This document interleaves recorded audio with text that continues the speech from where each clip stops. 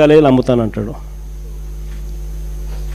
అసలు బుద్ధి జ్ఞానం ఉన్నోడు ఎవడైనా మెడికల్ కాలేజీలు అమ్ముతాడని చెప్పి గవర్నమెంట్ మెడికల్ కాలేజీలు అమ్మాలని చెప్పి ఆలోచన చేసే మనిషి ప్రపంచ చరిత్రలో ఎవడు ఉండడు. ఎందుకనంటే ఒక మెడికల్ కాలేజ్ అనేది ఎందుకు ఎంత అవసరమో తెలుసా? అసలు ఎప్పుడు అందరూ కూడా ఒకసారి ఆలోచన చేయండి. అసలు గవర్నమెంట్ ఎందుకు స్కూల్లో నడుపుతుంది? ఇక్కడే కాదు, దేశంలో, మన రాష్ట్రమే కాదు, దేశం మొత్తం. అసలు గవర్నమెంట్ ఎందుకు స్కూల్ నడుపుతుంది? గవర్నమెంట్ ఎందుకు హాస్పిటల్ నడుపుతుంది? గవర్నమెంట్ ఎందుకు ఆర్టీసీ బస్సులు నడుపుతుంది? ఎందుకో తెలుసా? గవర్నమెంట్ నడపకపోతే, గవర్నమెంట్ స్కూళ్ళు నడపకపోతే నారాయణ చైతన్య లాంటి వాళ్ళు పేదలను చదివించే పరిస్థితి ఉండదు. కాబట్టి గవర్నమెంట్ హాస్పిటల్ నడపకపోతే ప్రైవేట్ హాస్పిటళ్ళు పేదలను బతకనిచ్చే పరిస్థితి ఉండదు. కాబట్టి గవర్నమెంట్ ఆర్టీసీ బస్సులు నడపకపోతే అసలు గవర్నమెంట్ బస్సులలో పేదలు ఎక్కే పరిస్థితి, అసలు మామూలు బస్సుల్లో పేదలు ఎక్కే పరిస్థితి ఉండదు. కాబట్టి దేశవ్యాప్తంగా కూడా గవర్నమెంట్ ఎందుకు స్కూళ్ళు నడుపుతుంది, ఎందుకు హాస్పిటల్ నడుపుతుంది, ఎందుకు బస్సులు నడుపుతుంది అని అంటే ప్రైవేట్ ఎక్స్ప్లాయిటేషన్ జరగకుండా చెక్కు పెట్టేందుకు. ఈరోజు ఈ గవర్నమెంట్ హాస్పిటళ్ళు ప్రతి జిల్లాకు ఒకటి వస్తూ ఉంది. ఈ టీచింగ్ హాస్పిటల్స్ అంటే ప్రతి జిల్లాలోనూ ఒక సూపర్ స్పెషాలిటీ హాస్పిటల్, ఒక టీచింగ్ హాస్పిటల్ రూపాన ఈ మెడికల్ కాలేజీలతో పాటు అందుబాటులోకి వస్తుంది.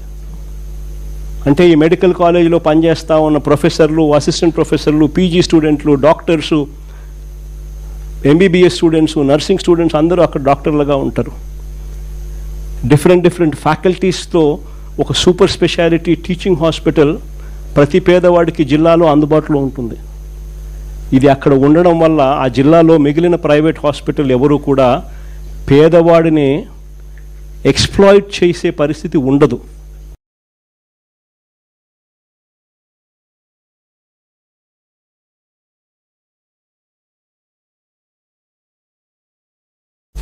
ఒక గొప్ప విప్లవం ఇది.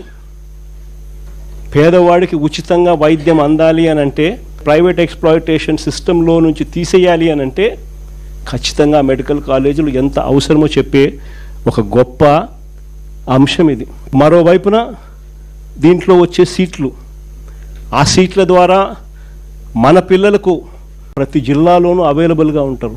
ఒక గొప్ప కార్యక్రమానికి చంద్రబాబు నాయుడు అనే వ్యక్తి స్కాముల కోసం అని చెప్పి ఏకంగా మెడికల్ కాలేజీను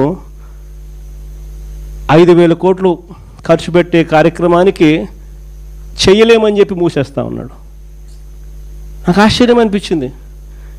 8,000 కోట్ల రూపాయలతో ఈ పథకాన్ని మొదలుపెట్టి మన హయాంలోనే 5 కాలేజీలను మనం జాతికి అంకితం చేసినాం, స్టార్ట్ చేసినాం. మరో 2 కాలేజీలు పులివెందుల పాడేరు. చంద్రబాబు నాయుడు ప్రభుత్వం రాకమునిపే వాటిలో కూడా కోర్సులు స్టార్ట్ చేసే విధంగా వాటికి కూడా అనుమతులు వచ్చేసినాయి. అంటే దాదాపుగా 17 కాలేజీలలో 7 కాలేజీలు more or less full fledged కాలేజెస్గా తయారైనాయి. ఇంకొక 5,000 కోట్లు ఏముందండి? 5 సంవత్సరాలలో సంవత్సరానికి 1000 కోట్లు చూస్తూ ఆడుతూ పాడుతూ పెట్టుకోలేమా? అసలు నిజంగా 5,000 కోట్లు నేను పెట్టలేనని చెప్పి అంటా ఉండే ఈ పెద్ద మనిషి ఆడ అమరావతిలో చేస్తూ ఉండేది ఏంది? ఏం చేస్తూ ఉన్నాడు? ఈయన ప్రాజెక్ట్ రిపోర్ట్ ప్రకారమే 1,00,000 కోట్లు కావాలన్నాడు. ఈయన ప్రాజెక్ట్ రిపోర్ట్ ప్రకారమే మొదటి దఫా 50,000 ఎకరాలను డెవలప్ చేయడానికి ఎకరాకు 2 కోట్ల రూపాయలు అక్కడ ఇన్ఫ్రాస్ట్రక్చర్ కాస్ట్ అవుతుంది అని చెప్పి ప్రొజెక్ట్ చేసినాడు. అంటే ఏంది ఇన్ఫ్రాస్ట్రక్చర్ అంటే? ఏంది? బిల్డింగ్లు కట్టడానికి కాదు, రోడ్లు వేయడానికి, కరెంట్ వేయడానికి, డ్రైనేజీలు ఇవ్వడానికి. వీళ్ళ ప్రకారమే 50,000 ఎకరాలు గతంలో చేసిన దానికే 1,00,000 కోట్లు అవుతుంది, 1,00,000 కోట్లు ఖర్చు అవుతుందనంటే గత ప్రభుత్వం చంద్రబాబు నాయుడు ఉన్నప్పుడు 4,500 కోట్లు ఖర్చు పెట్టారు. మిగిలిన 95,000 కోట్లు ఎక్కడి నుంచి తీసుకొని వచ్చి పెడతారు? మొదటి నుంచి నేను అడుగుతా ఉన్న ప్రశ్న అదే. ఈ 95,000కు ఎక్కడి నుంచి తీసుకొచ్చి పెడతారని చెప్పి ప్రజలు అడుగుతూ ఉన్నప్పుడు ఈ పెద్ద మనిషి ఇంకో 50,000 ఎకరాలు కావాలంటున్నాడు. ఆ 50,000కి అయితే పరిస్థితి ఇట్టుంది, ఇంకొక 50,000 కావాలంటున్నాడు. దానికి ఇంకో 1,00,000 కోట్లు.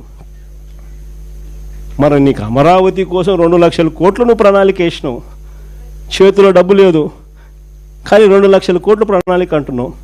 మెడికల్ కాలేజీలకు, ఇంతమందికి మేలు చేసే మెడికల్ కాలేజీలకు 5,000 కోట్లు పెట్టడానికి నీ దగ్గర డబ్బులు లేవంటావా? నువ్వు అసలు మనిషివేనా చంద్రబాబు అని అడుగుతా ఉన్నా.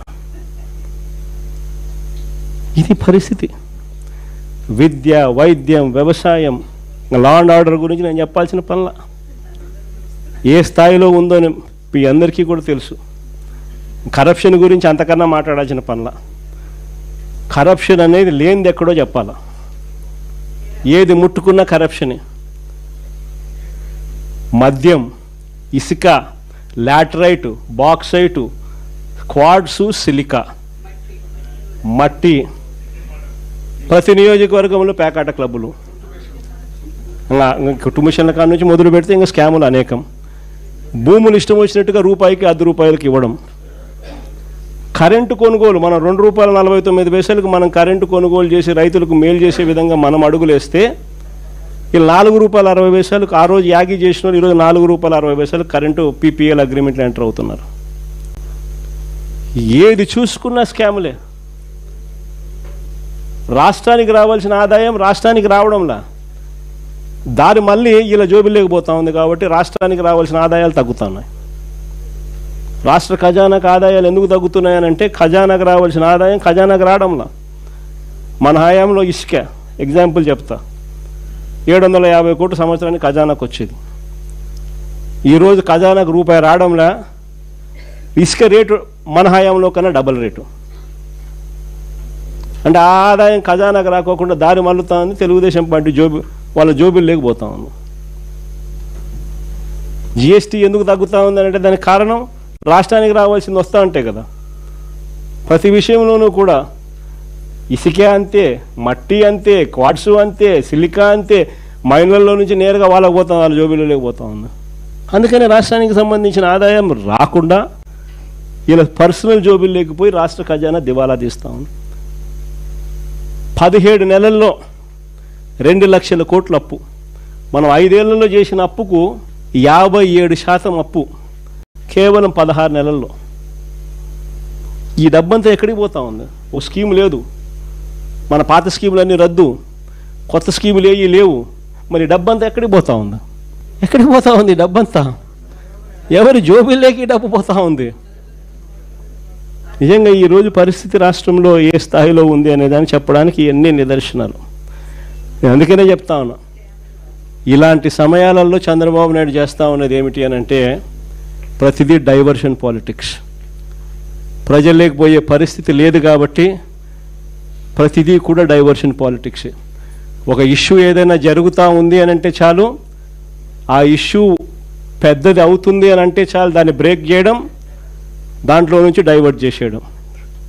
ఆ టాపిక్ డైవర్ట్ చేసే విషయాలలో గుళ్ళు కనిపిస్తాయి, గోపురాలు కనిపిస్తాయి, ఇంకా రకరకాల ఆరోపణలు కనిపిస్తాయి, రకరకాల మనుషుల మీద బురద జల్లే కార్యక్రమాలు కనిపిస్తాయి. ఇవన్నీ కూడా కనిపిస్తూ ఉన్నాయి. నేను మీ అందరితో కూడా ఒకటే చెప్తా ఉన్నా, చంద్రబాబు నాయుడు అనే వ్యక్తి ప్రజల్లోకి పోయే పరిస్థితి లేదు. సజావుగా ఎలక్షన్ జరుపుకునే పరిస్థితి అంతకన్నా లేదు. సజావుగా ఎలక్షన్ జరిగితే చంద్రబాబు నాయుడుకు డిపాజిట్లు రావన్న సంగతి చంద్రబాబుకు తెలుసు. కాబట్టే ఈ పెద్ద మనిషి ఎన్నికలు సజావుగా జరిగించే కార్యక్రమం చెయ్యడు. కాబట్టి మీరంతా ఇంకా ఎక్కువ సన్నద్ధం కావాలి. కాబట్టి మీరంతా ఇంకా ఎక్కువ గట్టిగా నిలబడాల్సిన పరిస్థితి వస్తుంది. 14 సంవత్సరాలు అయింది మన పార్టీ పెట్టి. ఈ 14 ఏళ్ల కాలంలో పార్టీ ఇంత బలంగా ఉండడానికి కారణం ఎవరు అని అంటే వైఎస్ఆర్సీపీ ఫ్యామిలీ. ప్రతి కార్యకర్త నిజంగా భుజాన వేసుకున్నాడు కాబట్టే, ప్రతి గ్రామంలోనూ ఉన్న ప్రతి కార్యకర్త భుజాన వేసుకున్నాడు కాబట్టే పార్టీ ఇంత బలంగా ఉంది.